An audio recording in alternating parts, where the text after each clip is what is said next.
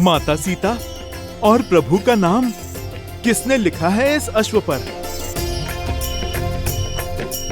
अवश्य ही कोई राम भक्त होगा। मेरी पुत्री।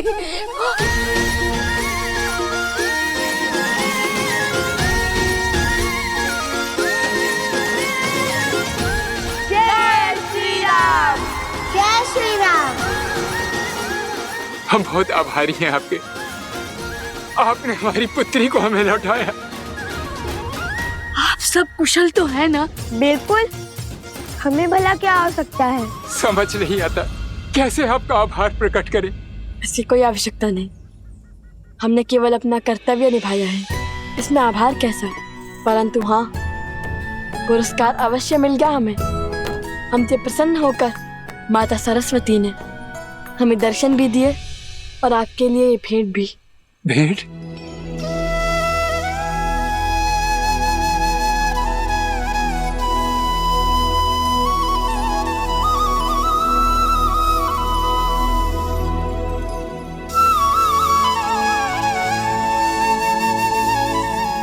ये तो साक्षात नारायण का स्वरूप शालिग्राम प्रतीत होता है। ये शालिग्राम ही है, और यदि ये माता सरस्वती ने दिया है तो इसमें अवश्य ही कोई गुण बात होगी।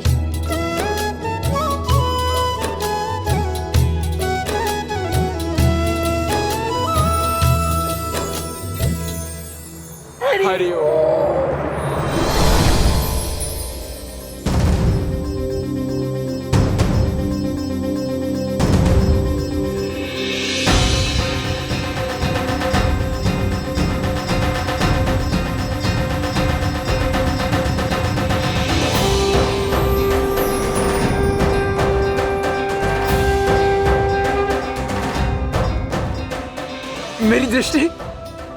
मेरी दृष्टि वापस आ रही है। मैं अपनी पुत्री को देख सकता हूँ। मेरी दृष्टि वापस आ गई।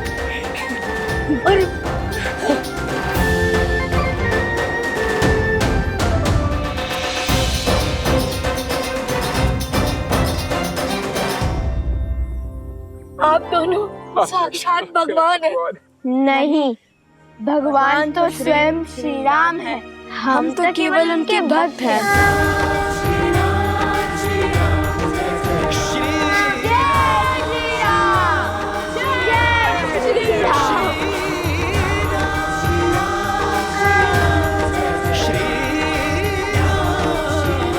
प्रभु, जब तक हम पहुंचे तब तक वो राम भक्त जा चुके थे।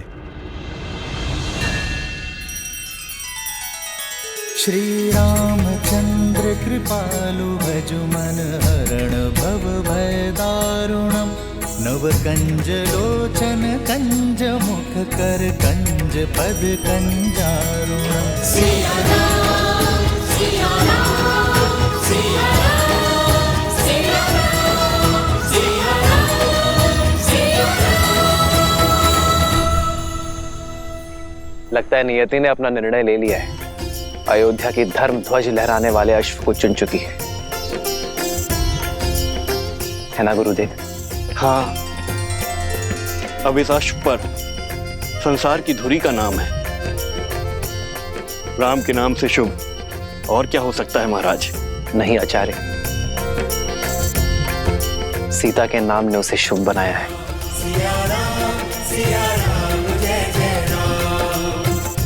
कल अयोध्या की धरा में अश्वमेध यज्ञ का शंखनाद होगा। धर्म की जय हो, रघुकुल की जय हो।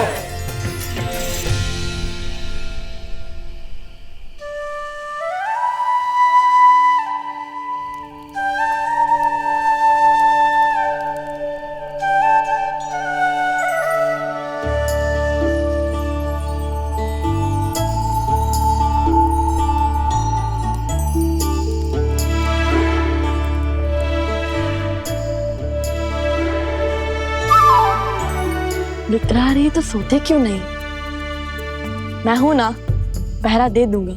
जानता हूँ, किंतु मुझे सूर्य की पहली किरण के साथ अपनी यात्रा फिर से आरंभ करनी है।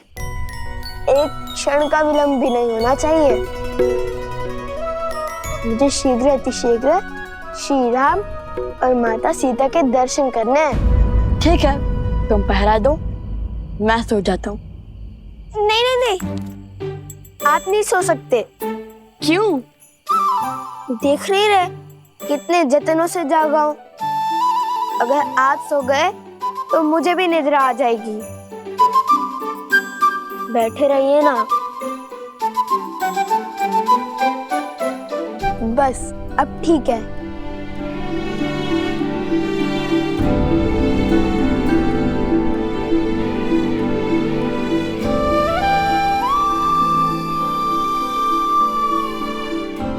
कितने भोले हैं ये। इन्हें लगता है राजकुमारी सीता अभी भी अयोध्या में ही है।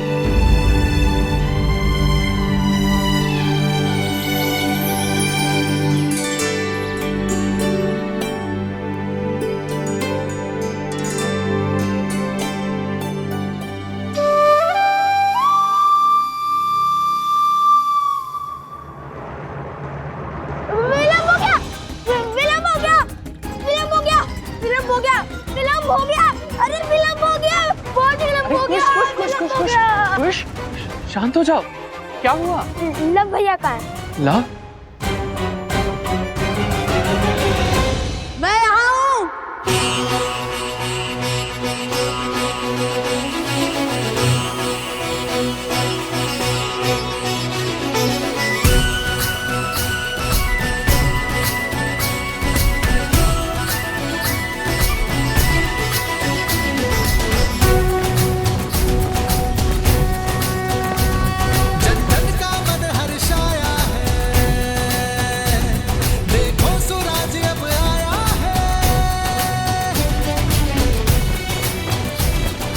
कर लो दर्शन धर्म का साम्राज्य, श्री राम का राज्य अयोध्या है ये। संसार के पाप को हर उठा करने तारम हरियाए हैं बन के नर। लगता है ये सब अश्वमेध यज्ञ देखने आए हैं। ये तो पूरा संसार अयोध्या आ गया है।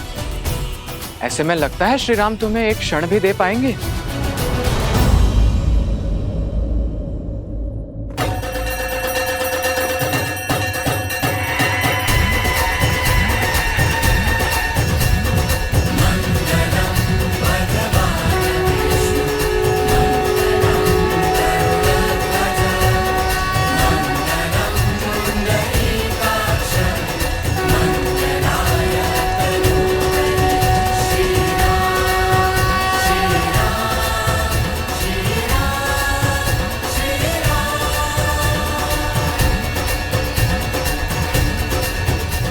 यह शंखनाद अश्वमेध यज्ञ के आरंभ का सूचक है।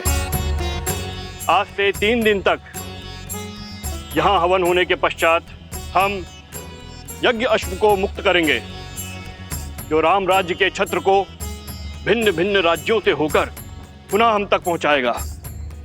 अश्व के लौटने के साथ ही यह यज्ञ पूर्ण हो जाएगा।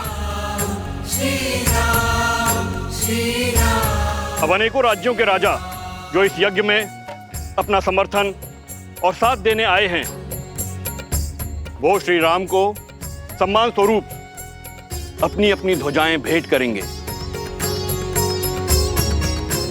जो अटूट संधि का प्रतीक है। और इसी भांति एक एक करके सहस्त्रों राज्यों की ध्वजाएं अयोध्या और धर्म के संरक्षण में लहराती रहेंगी।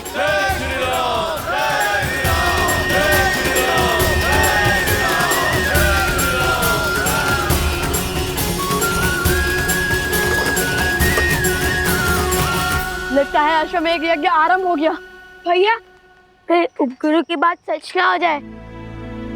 हम श्री राम से मिल तो पाएंगे ना? जो साहस नहीं हारते कुश, हमें हमारे आराध्य के दर्शन अवश्य मिलेंगे। काशी नरेश अपने ध्वज के साथ पधार रहे हैं।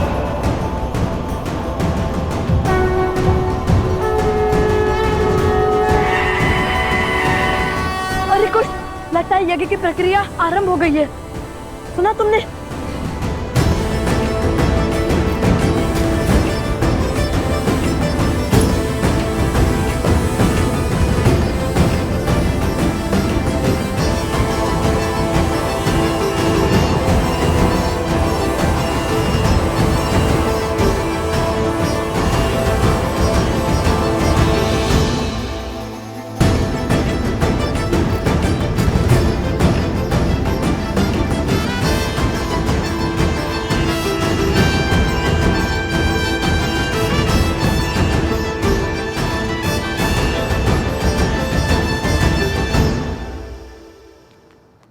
वो देखो, काशी का ध्वज।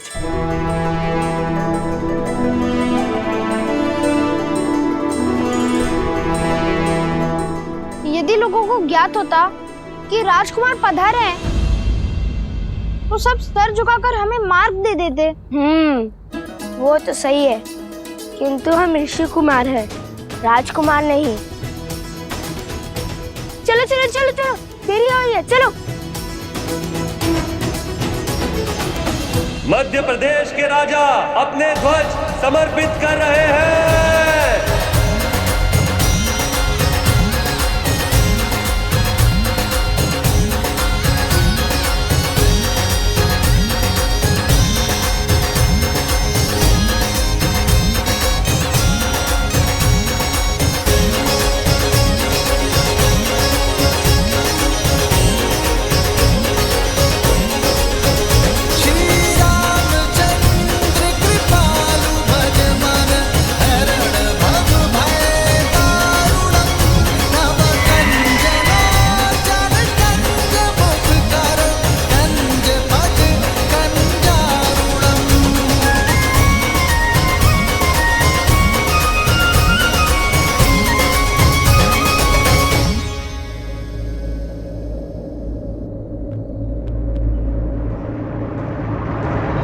रुको,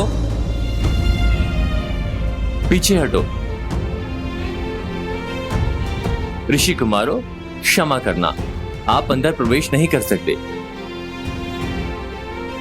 बटुकों के लिए भोजन शयन आदि का प्रबंध उस ओर है, वहां जाएं। हमें ना भूख है ना प्यास, हमें है आस श्री राम से मिलने की।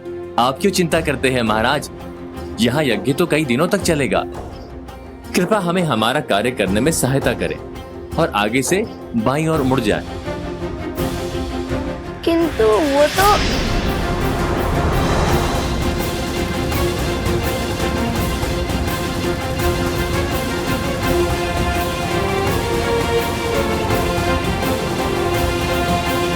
भैया, मैं एक क्षण और प्रतीक्षा नहीं कर सकता। क्यों खींचा आपने मुझे? माता ने क्या कहा था कि अयोध्या में गरिमा की सीमा नहीं लांघनी है, और सैनिक ने कुछ अनुचित भी नहीं कहा था। कितने प्रेम से कहा था उसने, फिर क्यों नहीं मानी उनकी बात? तो फिर कोई और युक्ति खोजिए भैया। इतनी भीड़ में हम श्री राम से कैसे मिलेंगे? एक राजा के बाद दूसरा आ रहा है।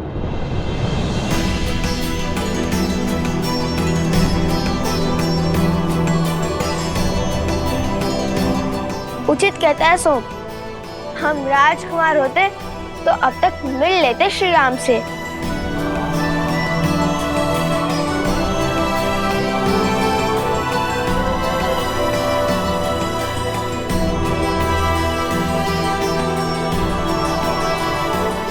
देखो कुछ, मिथिला नरेश भी अभी तक नहीं है।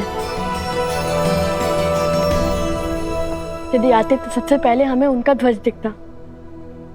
और मिथिला नरेश तो हमें जानते हैं, वे अवश्य ही हमें श्री राम तक ले जाएंगे। तो चलिए ना भैया, देखते हैं, क्या पता किसी रथ पर मिथिला नरेश सवार हो। मिथिला के नरेश अयोध्या की महारानी सीता के पिता महाराजा जनक अयोध्या में प्रवेश कर रहे हैं।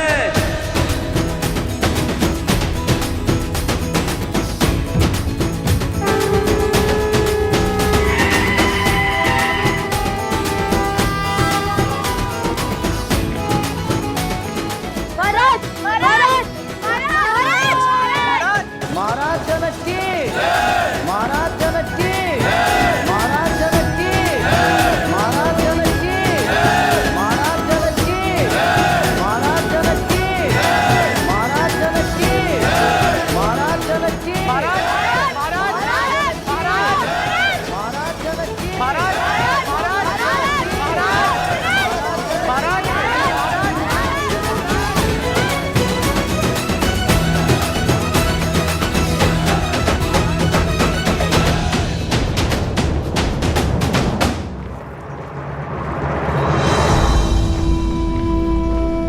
भैया हम पग पग पर रुके तो पता नहीं कब महाराज से मिलेंगे और कब माता सीता के दर्शन होंगे।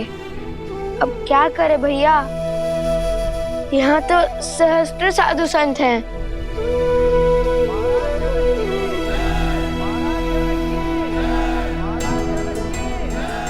आसपास ही रहना लवकुश, हम धर्मशाला में व्यवस्था करके आते हैं।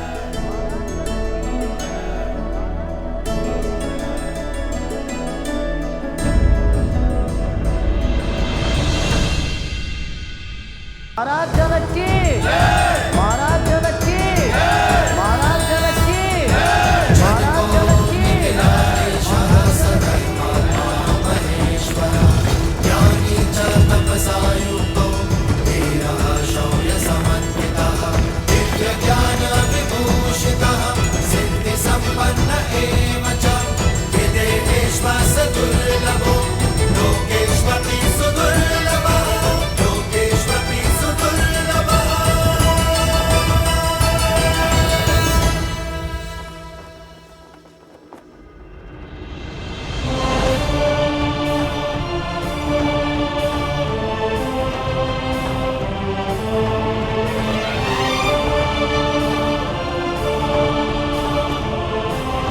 अयोध्या आपके आगमन की प्रतीक्षा कर रही थी मिथिला नरेश।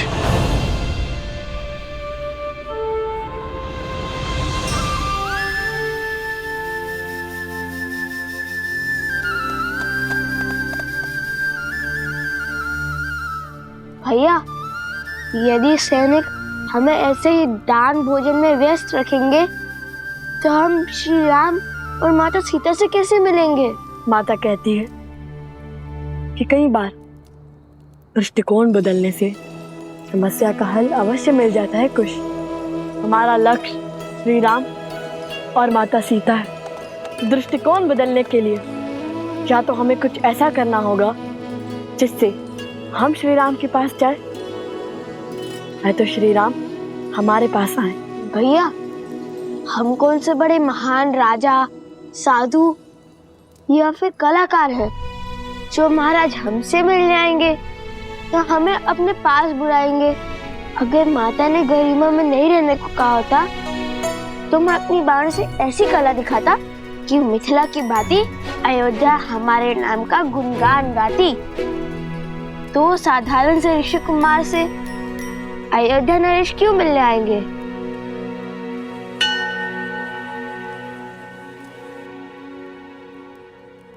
एक बार पुनः बोलना। दो साधारण से ऋषि कुमार? ये नहीं, उससे पहले जो बोला था। भानु से कला का प्रदर्शन? उससे भी पहले। हम कौन से कोई महान राजा, साधु या कलाकार है?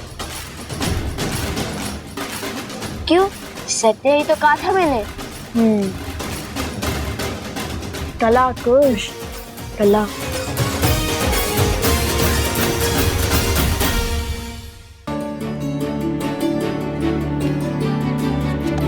अवश्य ही भगवान वाल्मीकि को यह आभास था कि कोई भी हमें इतनी सरलता से अयोध्या के राजमहल नहीं जाने देगा। इसलिए उन्होंने राम कथा के गान का आदेश दिया था हमें। चलिए भैया।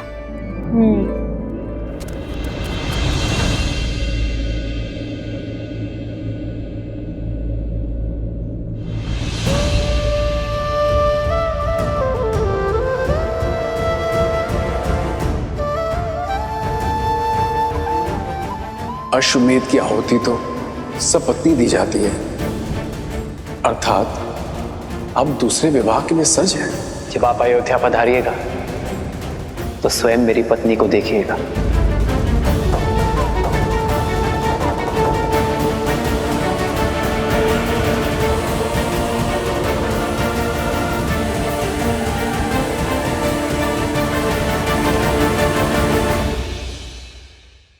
दूसरे विवाह के लिए सज है। जब आप अयोध्या पधारिएगा तो स्वयं मेरी पत्नी को देखिएगा।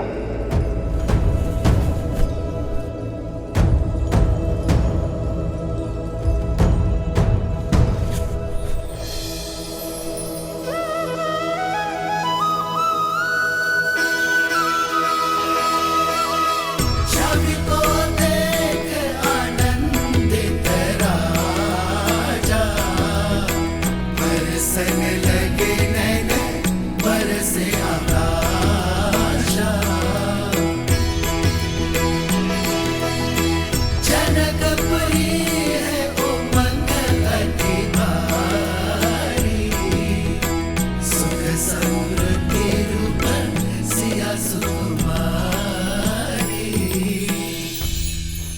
रहने दीजिए महाराज, रहने दीजिए महाराज। मेरा मन कहता है कि मिथिला की हर एक दीवार पर लिखवा दिया जाए कि अयोध्या में कोई अपनी पुत्री न ब्याहे, पुत्री न ब्याहे।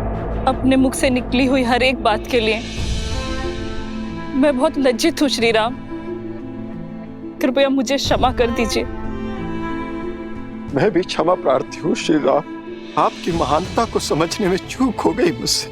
मुझे लगा आप दूसरा विवाह करेंगे, परंतु ये कार्य करके तो आपने मिथिला को पुनः जीत लिया। मुझे क्षमा करें। ये आपकी भूल नहीं, सीता के प्रति आपका प्रेम था। पुत्री वियोग मुख से बाहर निकला, विरह की असहनीय पीड़ा अश्रु बनकर नेत्रों से बाहर आई। अपना हर सुख भूलकर दुख के भंवर में डूब गए आप। सीता धन्य है आप जैसा परिवार पाकर।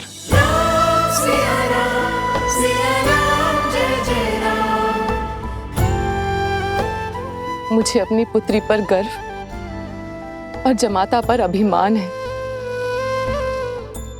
मैं आयु में आपसे बड़ी हूं राम, और संबंध में भी माता समान हूं, इसलिए आपके चरण स्पर्श तो नहीं कर सकती, किंतु मेरा मन, मेरा हृदय और मेरी आत्मा आपके शरण में है।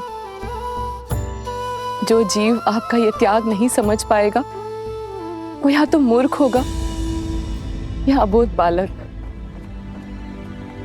मेरा मार्गदर्शन सीता का निस्वार्थ प्रेम है मां। मैं उसी के सहारे यहां तक पहुंचा हूं। राम सिया राम जय जय राम, राम सिया राम जय जय राम। श्री रामचंद्र कृपालु भजु मन हरण भव भय दारुणम। नव कंज लोचन कंज मुख कर कंज पद कंजारुणम। सिया राम सिया राम सिया राम सिया राम सिया राम सिया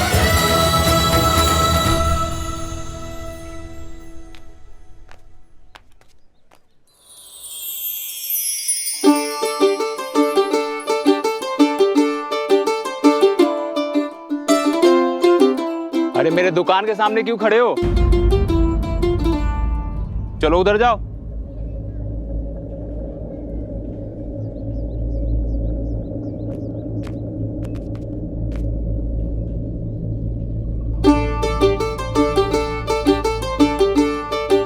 मेरी दुकान के सामने कौन सा सुर छेड़ने लगे? चलो आगे चलो।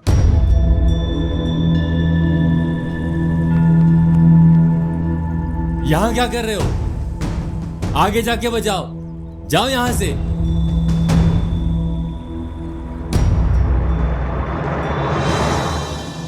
सात दिनों तक सूर्य उदय से सूर्य अस्त तक यज्ञ होगा, जिसके पश्चात अश्व को मुक्त किया जाएगा।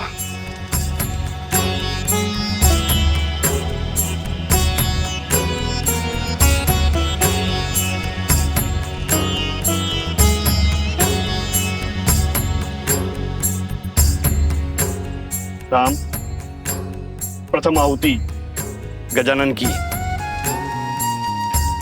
ओम श्री शुद्धि बुद्धि सहिताय मनमनाः गणाधिपतये नमो नमः। स्वाहा।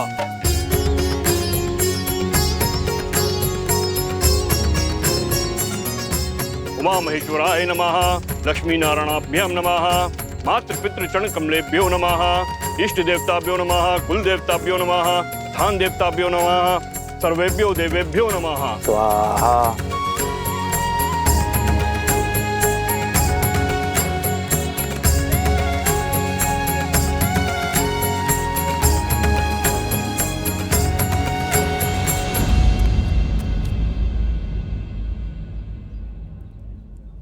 भैया, या हम राम कथा सुनाने का प्रयास कर रहे हैं और अयोध्या की प्रजा खान पान धर्म दान में उलझी हुई है।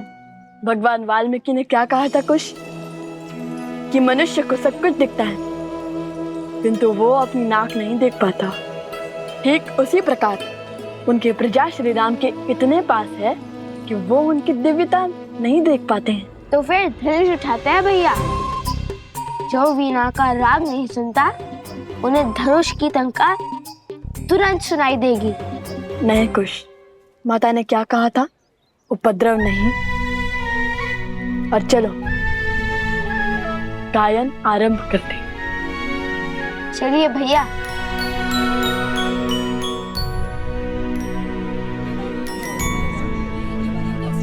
ले लो, बहुत अच्छी तलवार है भाइयों, आओ ले लो। अरे मित्र, हटाओ इस अश्व को। अरे पूरा मार्ग रोक लिया है, तनिक और बल लगाओ। रखिए, नीचे रखिए, नीचे रखिए।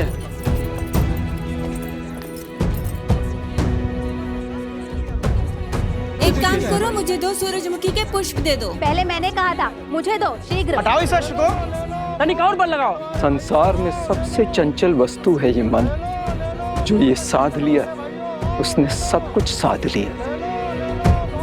यहाँ कोई सुनेगा हमारी गायन? सब श्री राम पर छोड़ दो और चलो गायन आरंभ करते हैं। जय माता सरस्वती।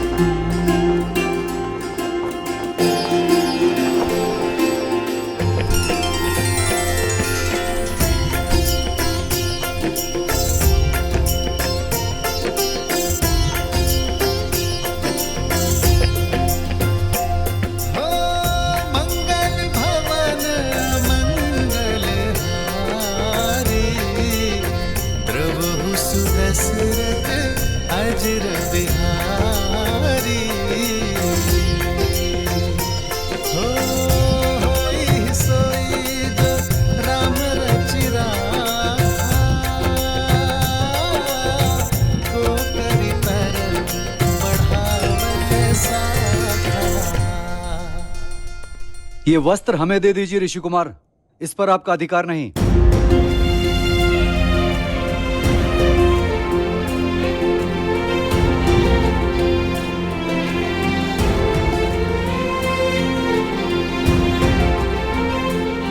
क्यों रुक गए?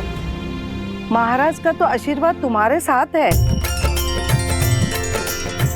गाओ पुत्र गाओ। गाओ न ऋषि कुमार। हाँ हाँ गाओ। गाओ ऋषि कुमार गाओ। गाओ गाओ गाओ गाओ गाओ गाओ गाओ।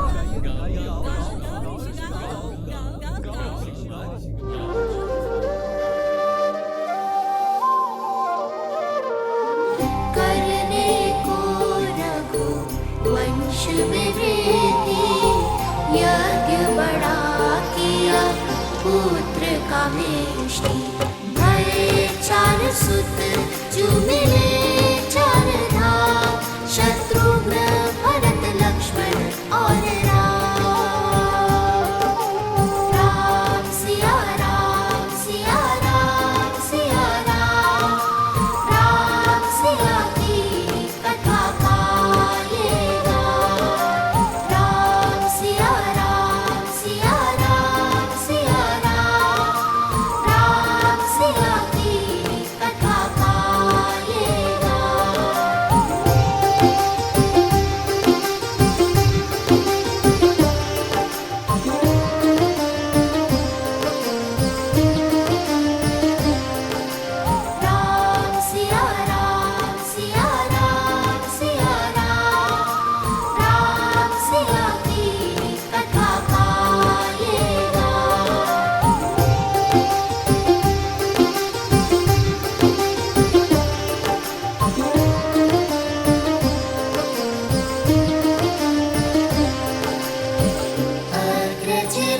राम के संग सब भय शास्त्र शस्त्र गुरु वशिष्ठ सिखाए धर्म के काजे राम लखन फिर विश्वामित्र संग लीन विदाई अस्त्र शस्त्र सब दिव्य सहेजे ताड़ का सुबाहु लोक यम भेजे करुणा से न बड़ा कोई वार छू कर किया मां अहिल्या राम सिया राम सिया राम सिया राम अति पावन सिया राम लगा राम सिया राम सिया राम सिया राम राम सिया राम सिया राम सिया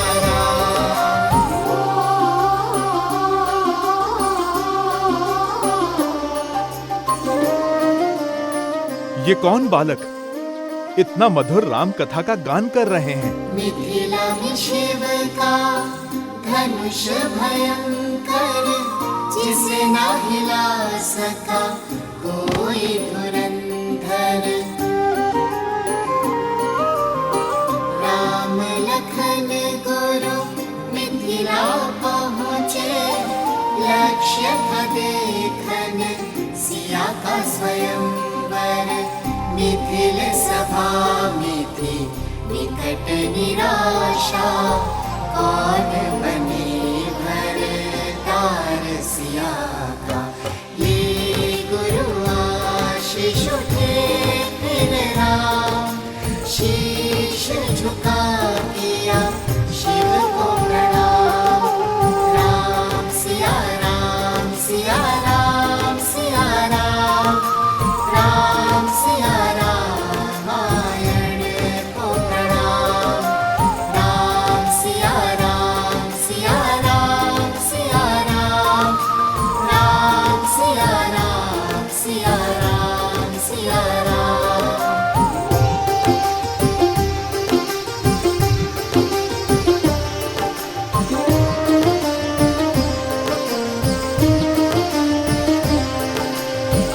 राम सहजता से धनुष उठाए टूटा धनुष जो प्रत्यंचा चढ़ाए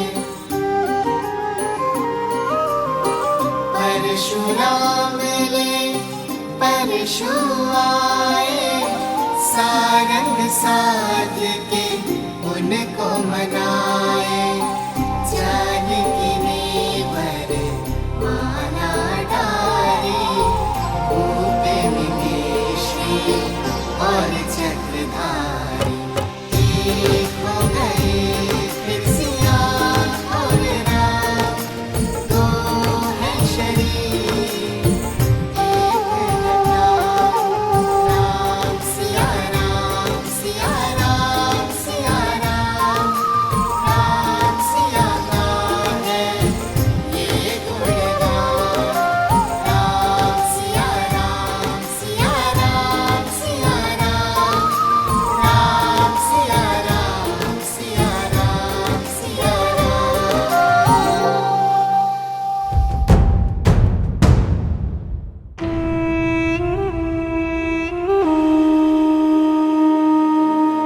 इस राम के हर कार्य से प्रजा उसकी भक्त बन जाती है। बिना शस्त्र उठाए, बिना सामने आए, वो हर बार हमें हरा देता है। और अब ये दोनों राम कथा सुनाकर उसकी भक्ति और प्रबल कर रहे हैं। इन दोनों के सर से अभी राम नाम का प्रेत उतारता हूं।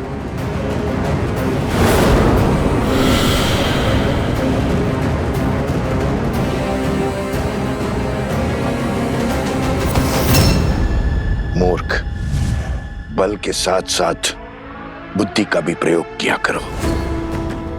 उनके साथ साक्षात हनुमान है। प्रतीक्षा करो, हर हार नए अवसर, नए खेल को जन्म देती है।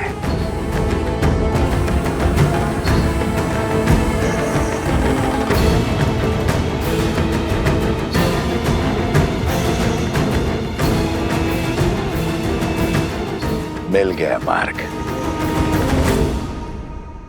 कल प्रातःकाल सूर्य की पहली किरण के साथ पुनः यज्ञ आरंभ होगा।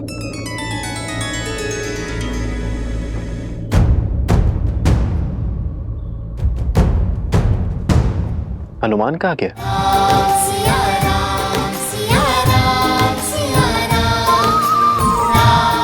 प्रभु,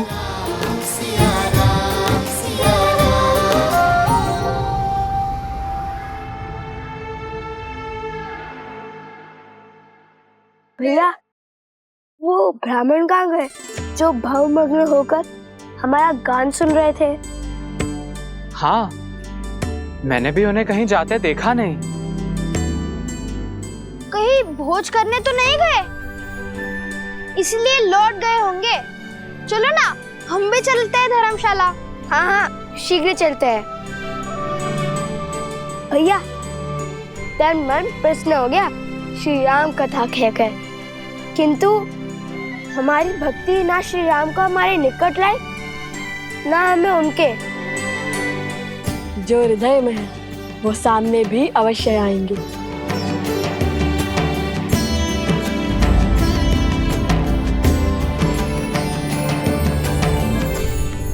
मिल गया मार्ग। तुमने कहा राम की प्रजा उसकी भक्त है, परंतु प्रजा शब्द का एक अर्थ संतान भी होता है, बानासुर। हो सकता है राम के जिस कार्य में प्रजा को धर्म दिखाई दे, उसी कार्य में उसकी संतानों को अधर्म दिखाई दे।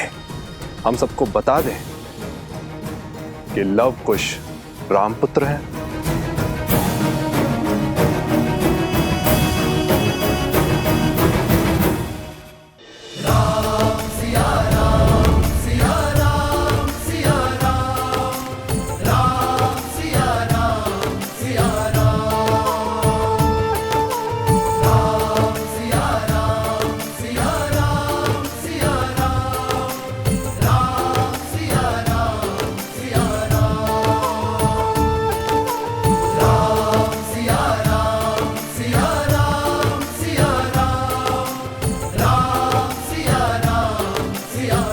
कहाँ व्यस्त है हनुमान? बहुत देर से दिखाई नहीं दिए। बहुत समय बाद तुम्हें इतना प्रसन्न देखा हनुमान, इस प्रकार घूमते गाते देखा।